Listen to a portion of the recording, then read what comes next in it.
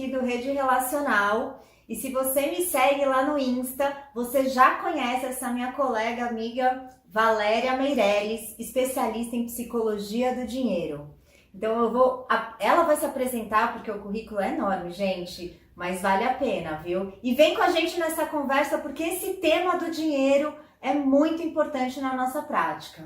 Bom dia, Valéria. Bom dia, Carol. Bom dia para quem nos assiste. Bom dia, boa tarde, boa noite. Um prazer estar aqui falando de um tema que faz parte da minha vida há 20 anos. Para quem ainda não me conhece, eu sou psicóloga, tenho especialização em terapia de família e casal, mestrado e doutorado em psicologia clínica. Nesse doutorado, eu estudei psicologia do dinheiro, como as pessoas se relacionam com o dinheiro, e tem tudo a ver com a psicologia clínica, com saúde mental, uma área que faz várias interfaces com educação financeira, e desde então eu venho estudando, acumulando uma série de conhecimentos, experiências, conhecendo muita gente e fazendo trabalhos incríveis. Um deles é estar aqui com a Carol.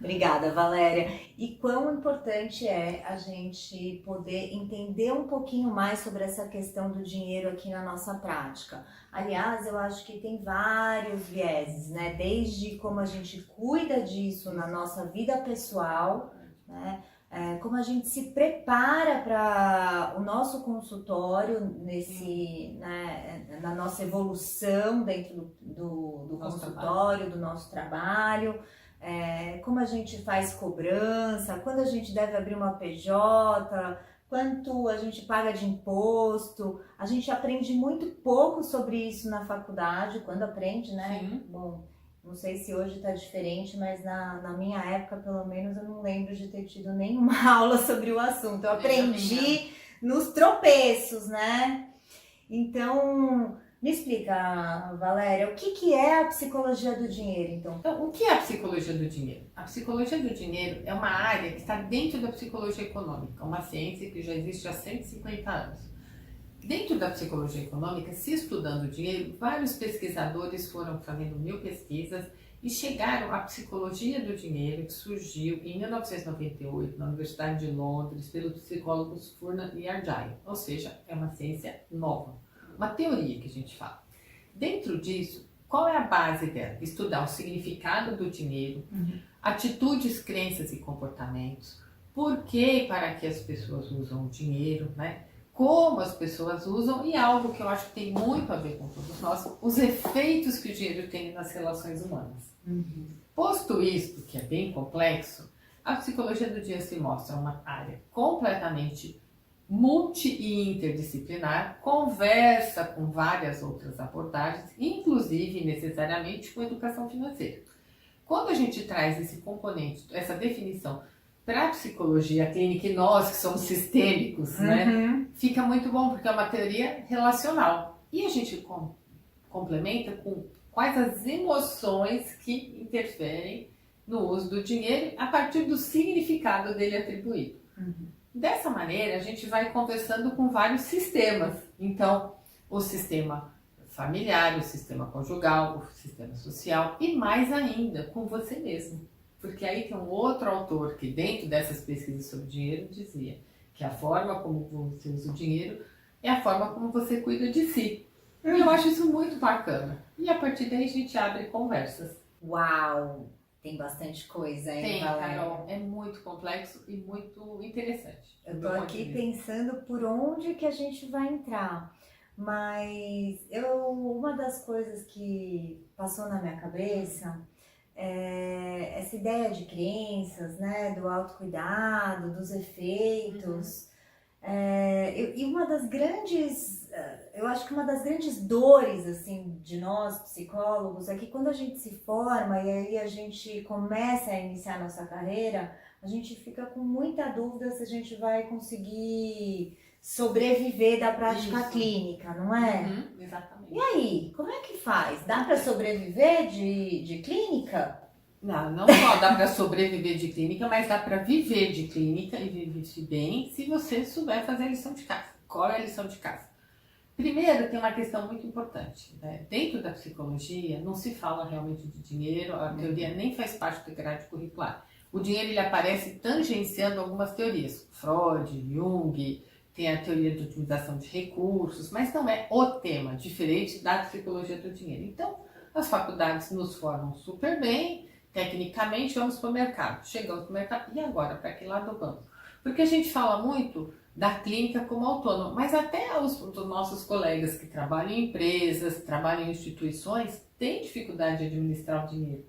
Porque a tarefa de administrar o dinheiro é uma tarefa adulta que permeia e acompanha todas as nossas outras atividades. Como autônomo, a primeira coisa que a gente tem que pensar é entender que tipo de vida a gente quer ter, quanto a gente custa, como a gente vai começar e também entender o que é o dinheiro para nós enquanto psicólogos, porque na nossa profissão o dinheiro ele ainda tem um viés meio negativo e mais ainda é uma profissão muito feminina. O último censo de psicologia de 2022 aponta que ainda somos a maioria absoluta. O que isso significa?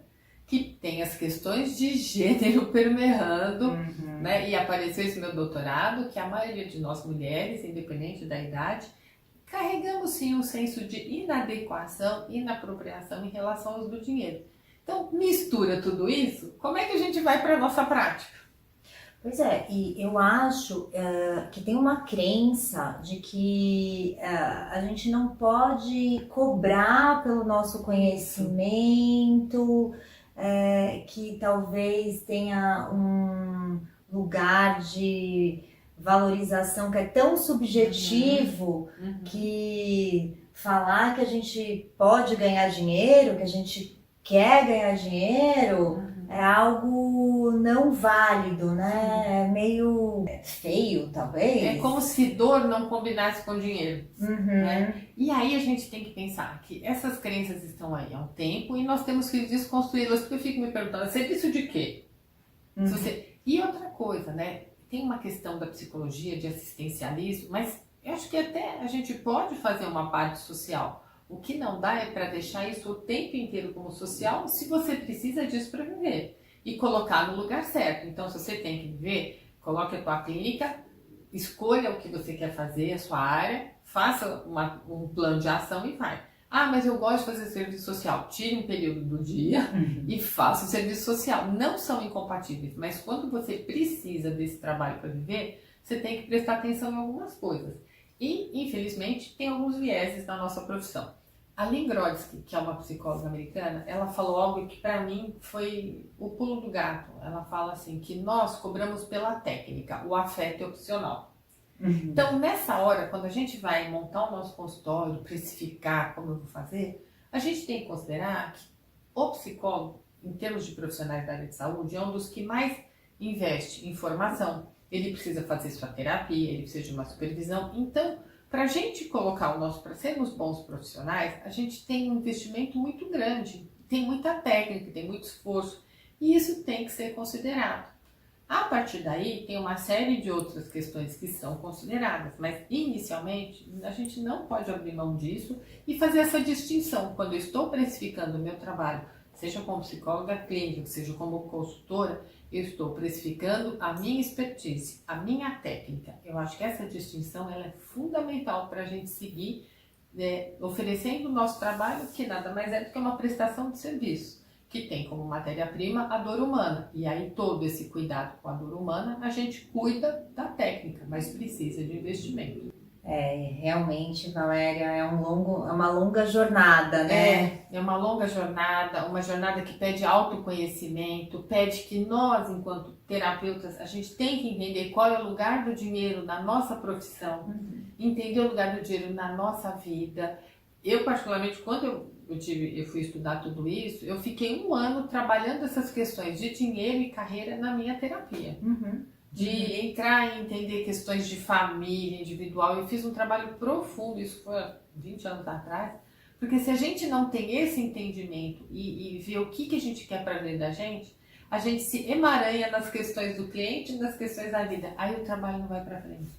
Nossa, com certeza, né, Valéria? Você sabe que eu também, na minha vida pessoal, tive que fazer toda essa revisão para conseguir seguir adiante, porque eu me via totalmente atropelada, sem ter controle do que entrava, do que saía, de quanto eu tinha que gastar, se eu poderia investir nos meus estudos, nos meus cursos, nos congressos, porque isso também faz parte, né, da nossa formação de rede. Totalmente.